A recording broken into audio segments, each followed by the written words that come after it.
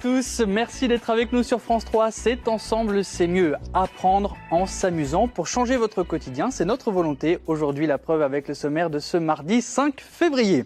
Le mandarin, c'est la langue la plus parlée au monde. Mais comment apprendre une langue sans orthographe, sans accord et sans nombre ? En s'amusant, tout simplement. Initialement prévu pour les enfants, cet apprentissage séduit également les plus grands et les seniors. La fondatrice du site Les Petits Mandarins est avec nous sur ce plateau aujourd'hui. C'est notre invité coup de cœur. On passe à nos invités coup de cœur.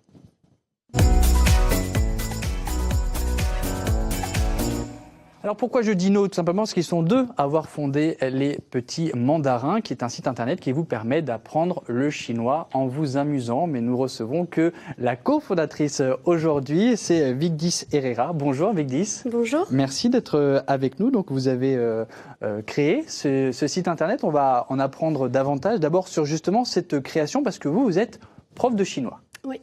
Alors à la base, je suis professeure des écoles spécialisée dans l'enseignement du chinois. D'accord. Voilà. J'ai fait des études de chinois avant de devenir enseignante, avec l'ambition, la volonté de me spécialiser dans l'enseignement de cette langue auprès des petits. Et vous, je crois que la Chine vous plaît depuis que vous êtes petite. Exactement. La première fois que je suis partie en Chine, j'avais 11 ans, c'était avec ma grand-mère. Je me suis dit, je vais apprendre cette langue. Et j'ai jamais lâché.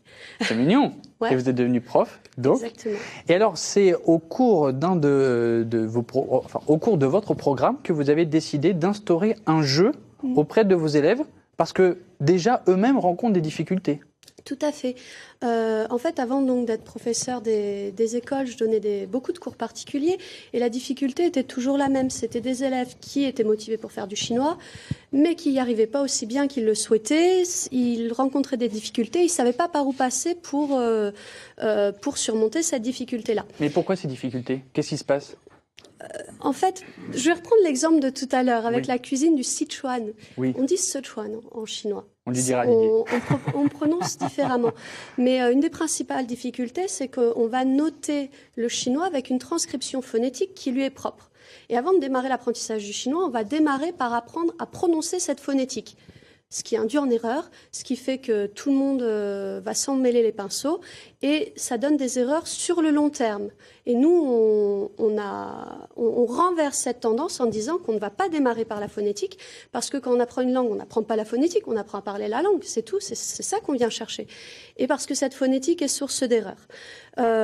Du coup, le numérique, ça aide bien parce que tout est enregistré, tout est en ligne, donc on n'a pas besoin de s'appuyer sur un support écrit qui induit en erreur. Sichuan, ça s'écrit S-I-C-H-U-A-N.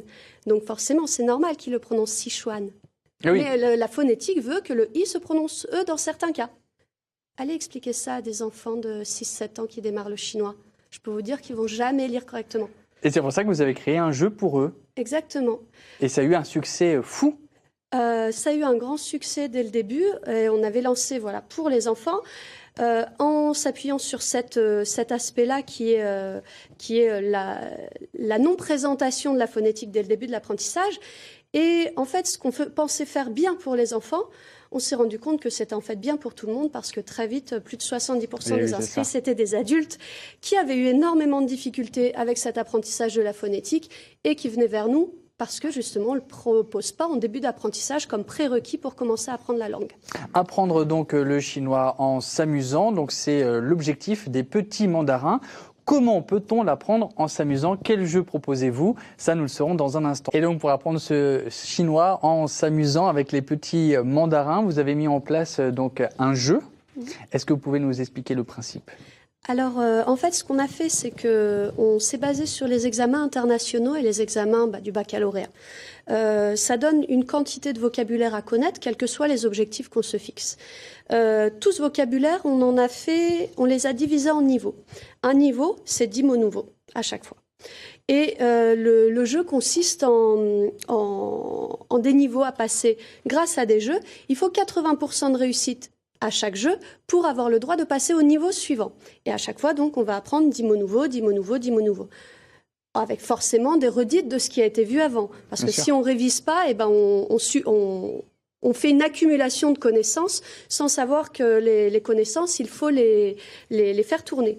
Donc voilà comment fonctionne le jeu. En tout, on a une 50aine de jeux sur la plateforme qui vont s'alterner au fil des niveaux pour acquérir des compétences linguistiques, aussi bien la construction de phrases, la production d'écrits, la compréhension orale, la construction sémantique pour comprendre comment fonctionne un caractère. L'objectif, c'est d'être vraiment sur tous les aspects de la langue grâce à des petits jeux rapides qui permettent d'avoir un côté un petit peu addictif, en fait, tout simplement. Donc on devient bilingue à la suite de ces 50 jeux, on peut partir en Chine tranquillement ? Alors, on a des résultats qui sont quand même très très rapides. Par exemple, pour le bac de chinois, on dit qu'il faut, c'est sur 3 ans, la LV3. 3 ans, 3 heures par semaine. Nous, les gens arrivent en moyenne à ce niveau-là en 1 an. Et on a même des étudiants qui le font en 3 mois. Ah oui. Et je peux vous dire qu'ils ne passent pas 24 heures par jour sur la plateforme, mais 1 heure par jour. Donc on atteint des niveaux extrêmement rapides de résultats. Donc vous travaillez en rapport avec le programme de l'éducation nationale ? Exactement, je suis professeure à la base. Je Oui. vous rappelle donc le programme des... Ah. Le programme de l'éducation nationale, c'était quelque chose d'important parce que c'était pour pouvoir apporter un soutien aux enfants parce que généralement, il y a très peu de parents qui mettent leurs enfants chinois qui sont bilingues et qui peuvent les aider à la maison. Donc l'idée, c'était vraiment de leur apporter un support qu'ils puissent utiliser à la maison et qui soit bénéfique pour la classe. Et donc au début, ça, on l'avait ouvert pour le grand public, mais maintenant... on est contacté par des établissements scolaires pour directement le mettre en place pour que le prof puisse suivre tous les résultats des élèves, etc. Parce que justement, on est basé sur les programmes de l'éducation nationale. Et ça, c'était ultra important. Et pour les enfants qui souffrent de dysgraphie, est-ce que c'est possible ? Alors, dysgraphie, c'est un petit peu compliqué, dans le sens où la dysgraphie, c'est un problème de maniement de l'outil scripteur. Donc, ils ont déjà du mal avec l'alphabet. Alors, les caractères chinois, c'est quand même une complexité, mais ça dépend de l'enfant. À partir du moment où on a une volonté, on fait ce qu'on a envie. Par contre, les enfants dyslexiques, c'est vachement plus facile parce qu'en chinois, je le rappelle, il n'y a pas d'orthographe, il n'y a pas de conjugaison, il n'y a pas d'accord de genre, il n'y a pas d'accord de nombre. Donc, vu qu'il n'y a pas d'alphabet, aussi, ça je l'ai pas dit, ça fait complètement supprimer la difficulté pour les enfants dyslexiques. Voilà, donc pour eux c'est un énorme avantage d'apprendre le chinois, une grande facilité la plupart du temps. Donc vous le voyez, pour apprendre le chinois, rien de tel que de le faire en s'amusant avec les petits mandarins. Voici le site internet lespetitsmandarins.fr. Et puis félicitations, puisqu'en 2016, vous avez été coup de cœur du jury au prix Innovation Pédagogique, qui récompense les projets pédagogiques et innovants du terrain, puisque vous êtes à Lunel. J'étais à Lunel. Vous étiez à Lunel, très bien. Maintenant, la suite, ah si, c'est non. À Montpellier. Ah d'accord. Lespetitsmandarins.fr.